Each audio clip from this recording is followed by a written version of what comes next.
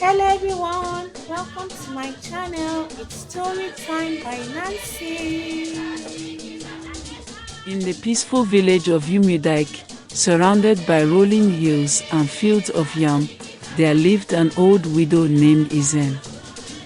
Her face bore the lines of time and toil, but her eyes sparkled with the wisdom of countless stories. She had two daughters, identical twins named Edeora and Chidinma. These girls were as beautiful as the dawn breaking over the hills, but their stubbornness was as sharp as the teeth of a wild dog. Though the village loved the twins for their beauty and charm, they were notorious for causing trouble. Izen, left to raise them alone after her husband Okeke's mysterious death, often sighed, muttering, "The gods must have given me two daughters to test my patience." Yet, beneath her exasperation lay a mother's deep love and fear for her daughter's future. One humid evening, a stranger rode into the village on a white horse. His arrival sent ripples through the community, for he was no ordinary traveler. This was Chief Nonko, a merchant of great wealth, with a retinue of servants and goods that dazzled the eyes. He had come with a purpose, to find a wife for his only son, Obina. The news spread like wildfire. Women began to cook special meals, hoping to catch the chief's eye. Fathers polished their daughters' virtues in loud conversations at the village square. But Edeora and Chidinma, overhearing the gossip, exchanged a sly glance. "That man's son will be mine," Edeora declared, her chin raised defiantly. Chidinma laughed, a quiet, mocking sound. "We'll see about that." Izen, who had been grinding pepper in the kitchen, overheard them. She emerged, wiping her hands on her wrapper, and said, "My daughters, listen to me. A man is not a prize to be fought over. True worth lies in the heart, not in beauty or riches." The twins, as usual, paid no heed. When Obina arrived in Umudike a week later, the village gathered to welcome him. He was tall, with skin the color of roasted cocoa and a smile that could melt stone. Edeora immediately stepped forward, bold and confident. She greeted him in flawless igbo, praising his journey and subtly hinting at her own virtues. Chidinma, ever the strategist, hung back. She observed Obina's reactions, noting the way his eyes lingered on the marketplace. That evening, she approached him quietly, offering a bowl of fresh palm wine and speaking of the city markets, subtly drawing parallels to her keen sense of business. Izen watched from her hut, shaking her head. "Two hawks circling the same prey," she muttered. Something about Obina troubled her, but she couldn't place her finger on it. There was an unease in his smile, a flicker in his gaze that reminded her of her late husband's death, the one she never spoke of. As days turned into weeks, the twins' rivalry became intense.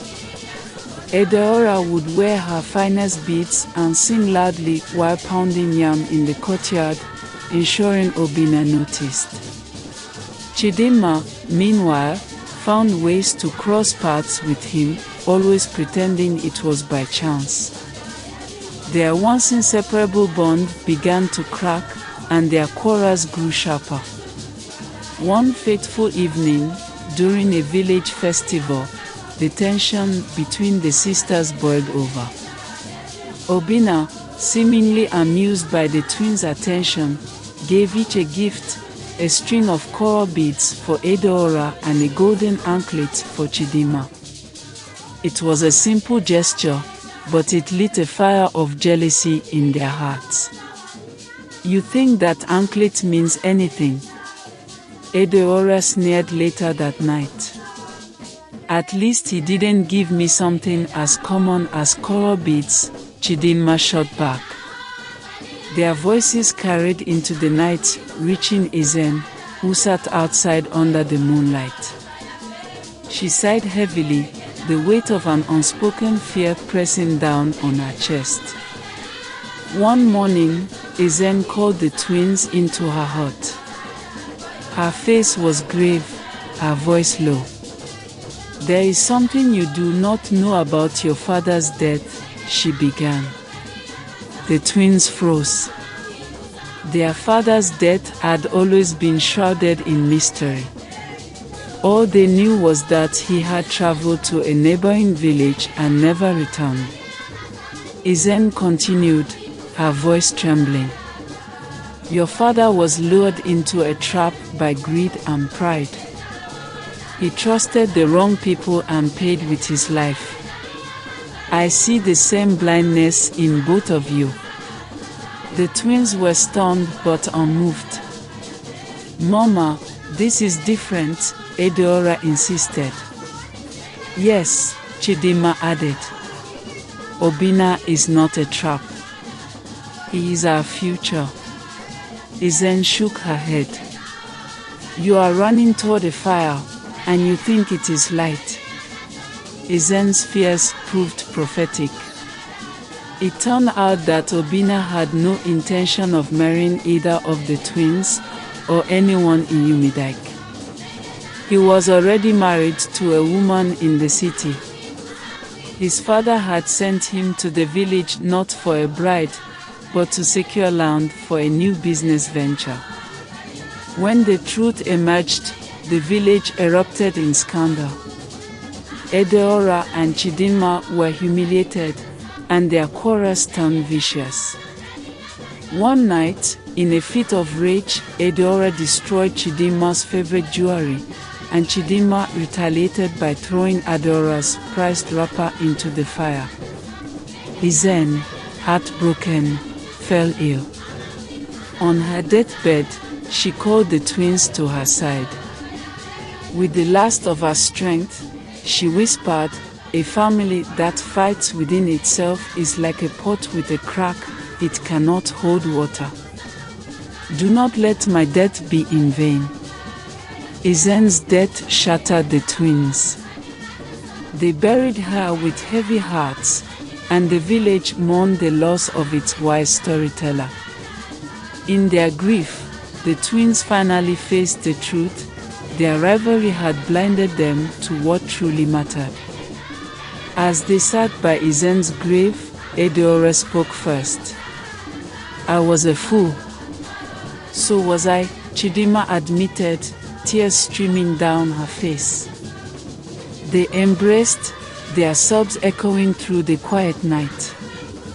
The twins channeled their grief into action. They took over their mother's Akara business, working together to honor her memory. Their bond grew stronger, and the villagers marveled at how the once feuding sisters had become inseparable again. But in the quiet moments, when the fire burned low and the village slept, the twins would sit under the stars, thinking of their mother's words. They knew they would carry her lessons and their guilt for the rest of their lives. The tale of Ezen and her stubborn twins became a legend in Umudike, told with laughter and tears. It was a reminder that pride and stubbornness could destroy, but love and humility could rebuild even the most broken of bonds. Please don't forget to comment, like,